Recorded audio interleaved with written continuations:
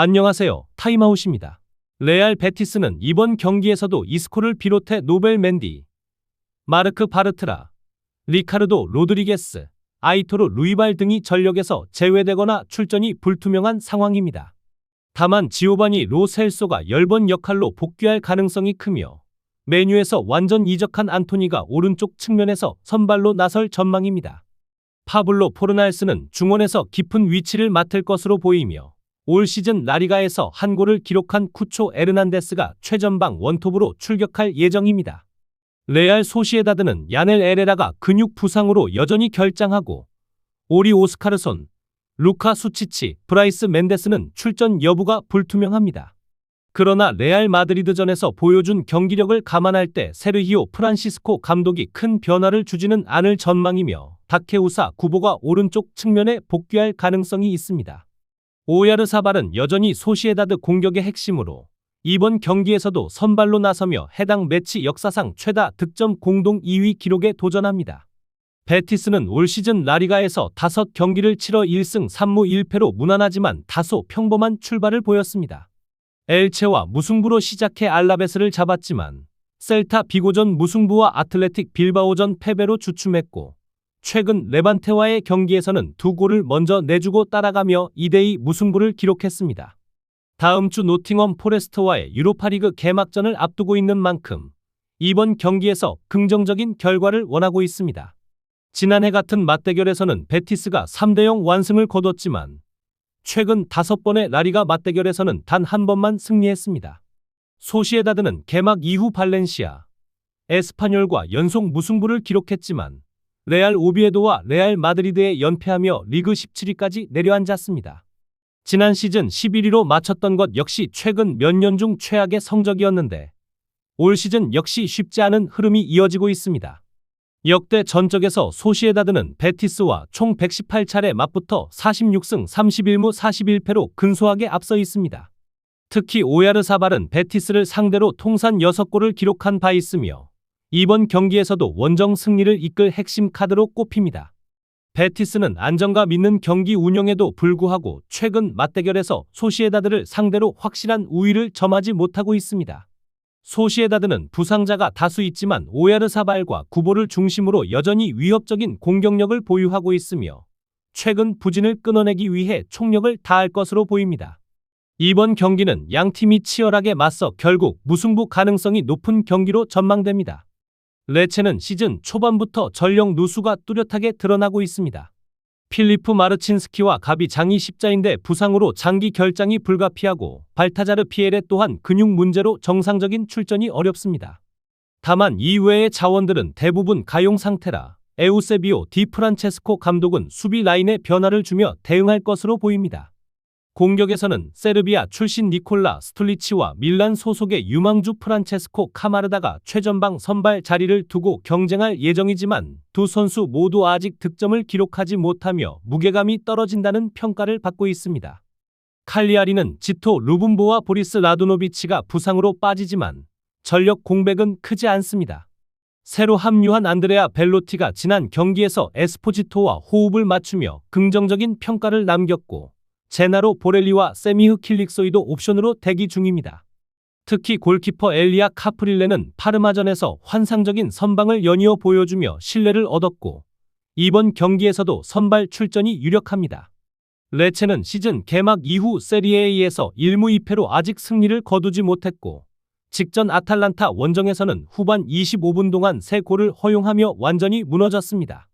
코파 이탈리아에서 유베 스타비아를 꺾으며 시즌을 시작했지만 리그에서는 제노아와 무승부 이후 AC 밀란과 아탈란타에 연패하며 리그 최하위에 머물러 있습니다.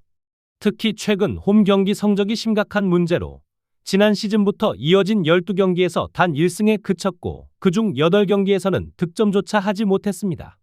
반대로 칼리아리는 시즌 초반 비교적 안정적인 흐름을 보이고 있습니다. 피오렌티나와 무승부를 기록하고 나폴리전에서는 후반 추가 시간에 실점하며 아쉽게 패했지만 경기력은 나쁘지 않았습니다. 이어 파르마전에서는 미나와 펠리치의 골로 승리를 거두며 분위기를 반등시켰습니다.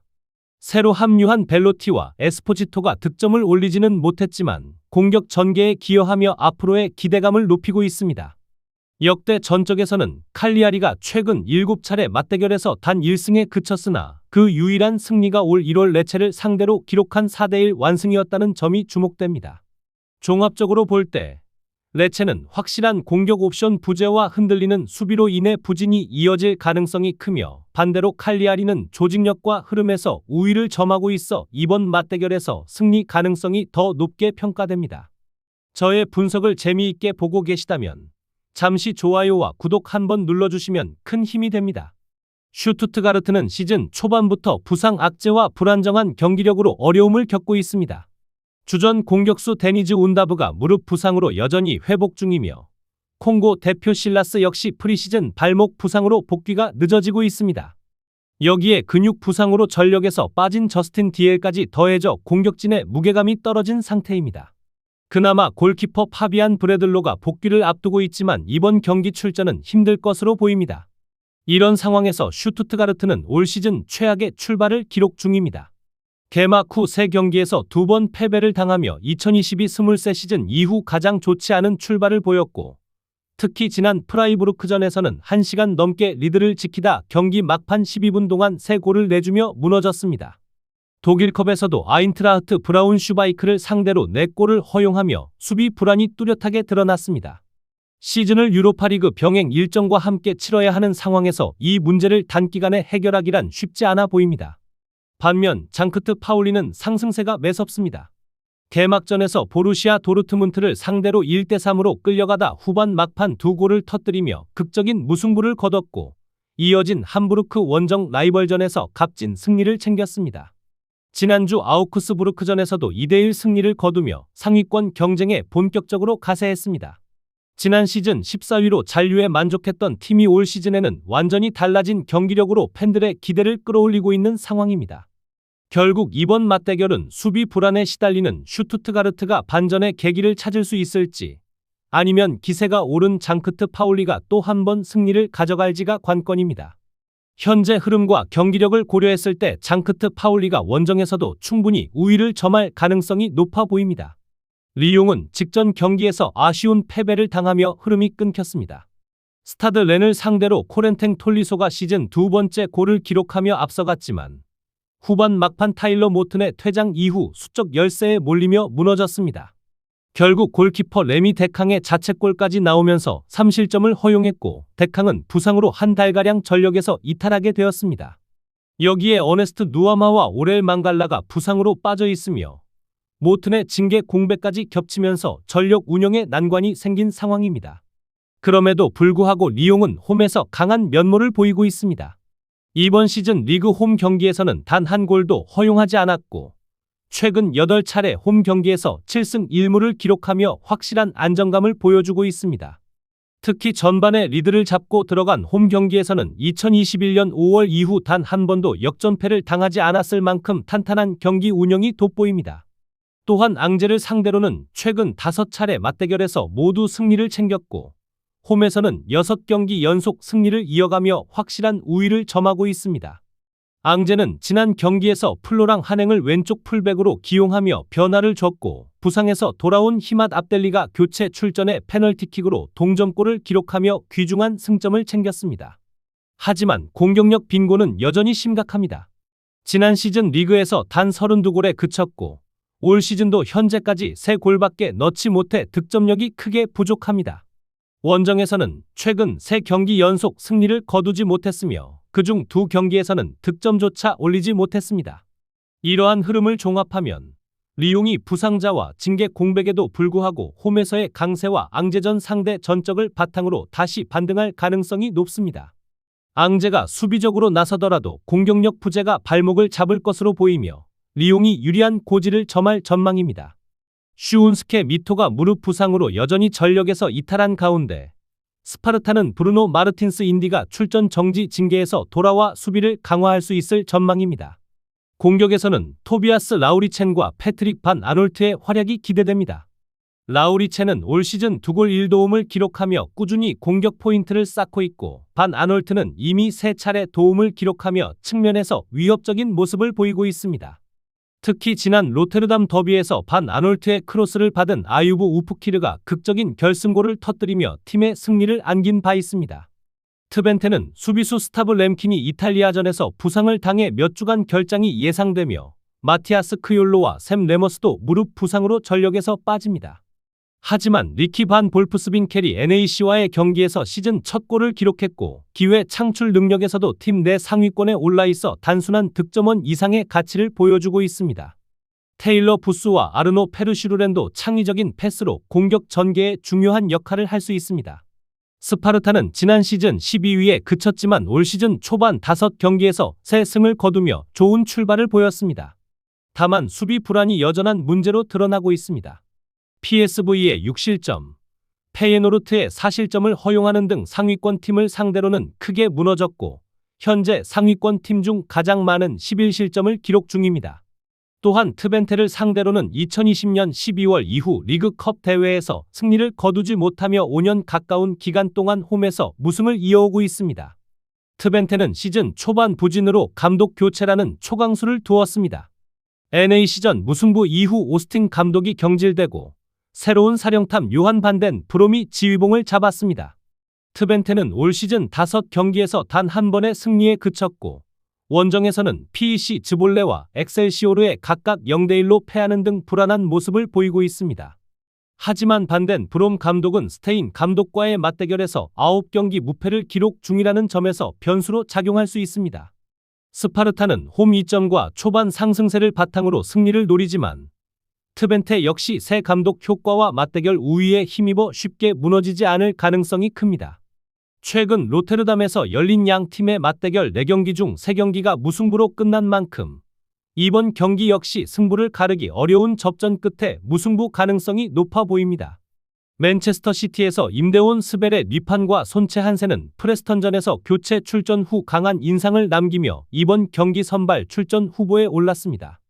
한센은 왼쪽 측면에서 칼리 세네를 대체할 가능성이 크고 뉘판은 중앙 미드필더나 공격 이선에서 모두 뛸 수 있어 그의 기용 여부는 조금 더 유동적입니다. 감독 롭 에드워즈는 모건 휘테커를 계속 신뢰할 가능성이 있습니다. 프레스턴전에서 교체될 때 팬들의 환호를 받았지만 에드워즈는 휘테커를 강하게 옹호하며 뉘판은 당분간 임팩트 조커 역할이 더 적합할 수 있다고 언급했습니다. 최전방에서는 토미 콘웨이가 계속 기용될 것으로 보이며 다비드 스트렐레츠는 선발 기회를 조금 더 기다려야 할 전망입니다.